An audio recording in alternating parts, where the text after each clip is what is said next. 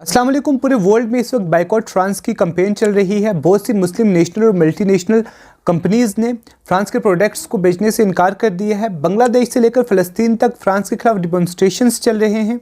आज हम इसी के बारे में बात करेंगे कि ऐसा क्या हो गया कि पूरी मुस्लिम कम्युनिटी मिलकर फ्रांस के खिलाफ प्रोटेस्ट कर रही है। तो लेट्स स्टार्ट। इस इशू को समझने के लिए हमें थोड़ा सा हिस्ट्री में जाना पड़ेगा। आपको याद होगा कि 2015 में चार्ली हेब्डो एक सैटारिकल मैगजीन ने prophet Mohammad peace and blessings be upon him के कार्टून पब्लिश किए थे, जिसके बाद पूरे वर्ल्ड में प्रोटेस्ट हुए थे और ये कहा गया था कि आप इन कार्टून्स को टेक डाउन करें, मगर इन्होंने इनकार कर दिया था। इसी के बाद 2015 में ही इनके ऑफिस में अटैक होता है और 12 लोगों को कत्ल कर दिया जाता है।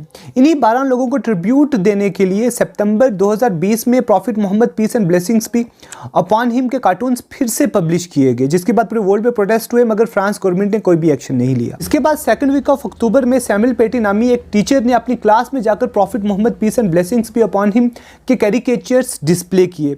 इसके रिएक्शन में 16 अक्टूबर को 18 साली नौजवान अब्दुल्ला अंजरव ने सैमुअल पेटी को कत्ल कर दिया, जिसके बाद पूरे फ्रांस में डेमोन्स्ट्रेशंस हुए, प्रोटेस्ट हुए, मस्जिदों पर अटैक किया गया, इस्लामोफोबिक वेव चलाई गई।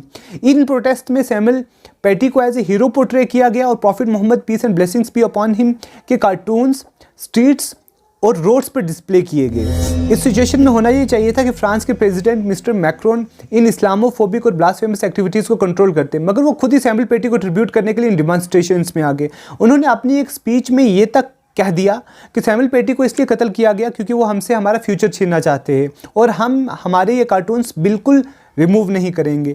ऐसा पहली बार नहीं हुआ कि मिस्टर मैक्रोन ने एंटी इस्लामिक कोई बात कही है। रिसेंटली उन्होंने ये कहा था कि Islam is in crisis across all over the world. इसके अलावा 2 अक्टूबर को उन्होंने ये स्टेटमेंट दी थी कि इस्लामिस्ट सेपरेटिज्म को कम्बैट करने के लिए वो एक प्लान लॉन्च करने वाले हैं और 9 दिसंबर को एक लॉ लेकर आएंगे जिसे वो इस्लामिस्ट को कम्बैट करेंगे। इसके अलावा 2018 में मिस्टर मैक्रोन ने हिजाब के बारे में ये कहा था कि हिजाब is not in accordance with the civility of this country.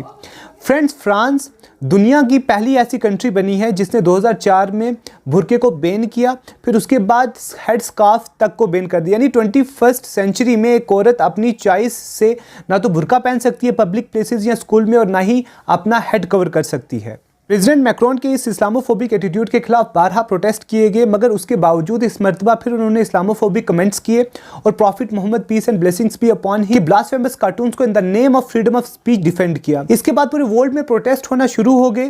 President रेसिप Tayyip Erdogan ने यहाँ तक कह दिया कि Mister Macron needs mental treatment for his view on Islam. इसके अलावा पाकिस्तान और ईरान के हेड्स ऑफ द स्टेट ने भी मिस्टर मैक्रोन की स्टेटमेंट को कंडेम किया। मुस्लिम ऑर्गेनाइजेशन और इन लीडर्स के बाइकॉट फ्रांस कॉल के बाद Jordan, Palestine, Egypt, Kuwait, Qatar, UAE, Iran, Turkey, Pakistan, Bangladesh के अलावा dozens of other Muslim countries में बहुत सी नेशनल और मल्टीनेशनल मुस्लिम कंपनीज़ ने फ्रांस के प्रोडक्ट्स अपने शेल्फ से रिमूव कर दिए और उन्हें बेचने से इनकार कर दिया। इसके अलावा बहुत से प्रोटेस्ट और डेमोन्स्ट्रेशंस भी हुए, जिसका असर ये हुआ कि एक दिन के बाद ही प्रेसिडेंट मैक्रोन ट्वीट करके ये कहते हैं कि we do not accept hate speech. यानी कि एक शख्स जो 2 दिन पहले खुद हेट स्पीच दे रहा था, वर्ल्ड वाइड मुस्लिम बाइकॉट के एक दिन के बाद ही ये लिखता है कि we do not accept hate speech. इसका सबसे बड़ी वजह यह है कि अगर मुस्लिम कंट्रीज़ फ्रांस से बाइकॉट कर लेती हैं तो फ्रांस की एटलीस्ट $100 बिलियन की ट्रेड खतरे में पड़ जाएगी। फ्रेंड्स, हो सकता है कि आपके माइंड में ये सवाल पैदा हो कि फ्रांस में तो इस्लामोफोबिक एक्टिविटीज़ पहले भी होती थी, तो सिर्फ इसी बार ही क्यों वर्ल्ड वाइड प्रोटेस्ट हो रहा है, बाइकॉट हो रहा है, मुस्लिम कंट्रीज़ के लीडर्स खुलकर सामने आकर बोल रहे हैं। तो फ्रेंड्स, इसका सबसे बड़ा रीज़न ये है कि पहले जितने भी एक्टिविटीज़ होती थी उसमें स्टेट पैसिव रहती थी, मगर इस बार जो प्रेसिडेंट मैक्रोन है वो खुद आकर ये कहते हैं कि will not remove our cartoon. जब वो ये कहते हैं कि will not remove our cartoon, तो इसका मतलब ये है कि वो कार्टून जो चार्ली हेब्डो ने पब्लिश किए थे वो एक्चुअली मिस्टर मैक्रोन ने खुद पब्लिश करवाए थे। तो जब कोई स्टेट स्पॉन्सर करती है एक पर्टिकुलर कम्युनिटी के खिलाफ हेट क्राइम्स, तो इसके रिजल्ट्स बहुत ही खतरनाक होते हैं। फ्रांस की स्टेट स्पॉन्सर टेररिज्म के खिलाफ तमाम मुस्लिम कंट्रीज़ के लीडर्स को एक प्लेटफॉर्म पर आकर फ्रांस के खिलाफ एक वार्निंग देनी चाहिए थी और पूरे वर्ल्ड को ये बताना चाहिए था कि will tolerate everything but not disrespect of our beloved prophet peace and blessings be upon him, his red line for us. But अभी तक कोई भी ऐसी स्टेटमेंट, जॉइंट स्टेटमेंट देखने को नहीं मिली है।